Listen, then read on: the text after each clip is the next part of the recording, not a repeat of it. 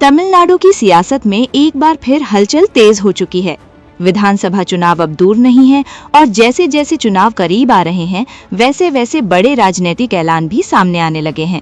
मुख्यमंत्री MK. Stalin ने ऐसा फैसला किया है जो सीधे जमीन से जुड़े लोगों को छूता है, ग्रामीण समाज को संदेश देता है और आने वाले चुनावी समीकरणों को भी प्रभावित कर सकता है। ये ऐलान सिर्फ एक योजना नहीं बल्कि परंपरा, पहचान और राजनीति का ऐसा मेल है जिस पर पूरे राज्य की नजर टिक गई है।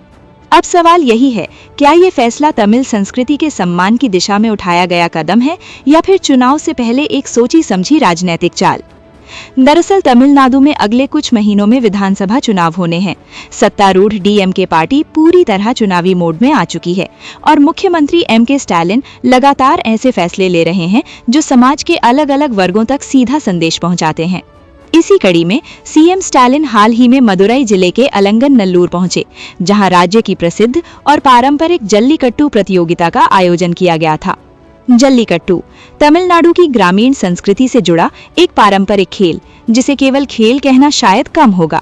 ये तमिल पहचान, ग्रामीण गौरव और पीढ़ियों से चली आ रही परंपरा का प्रतीक माना जाता है। हालांकि इस खेल को लेकर विवाद भी कम नहीं रहे हैं, कभी पशु अधिकारों को लेकर तो कभी सुरक्षा मानकों को लेकर। मुख्यमंत्री स्टालिन ने प्रतियोगिता स्थल पर पहुंचकर पूरे आयोजन को प्रत्यक्ष रूप से देखा। उन्होंने जल्लीकट्टू में बेहतर प्रदर्शन करने वाले खिलाड़ियों को पुरस्कार देकर सम्मानित किया।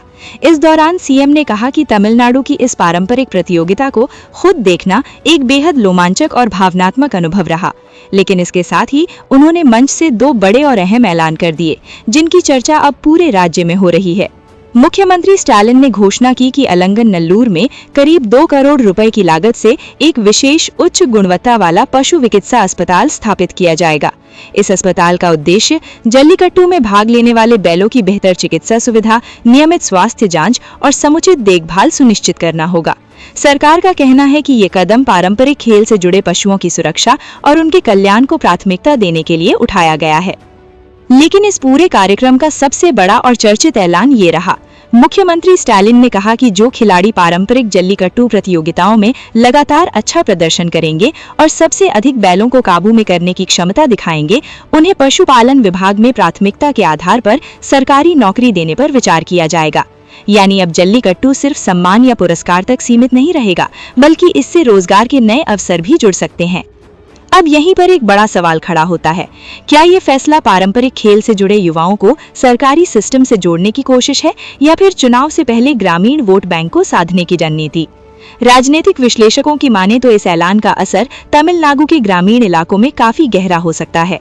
जल्लीकट्टू से जुड़े खिलाड़ी, पशुपालक परिवार और गांवों का बड़ा वर्ग पहले से ही इस परंपरा से भावनात्मक रूप से जुड़ा है।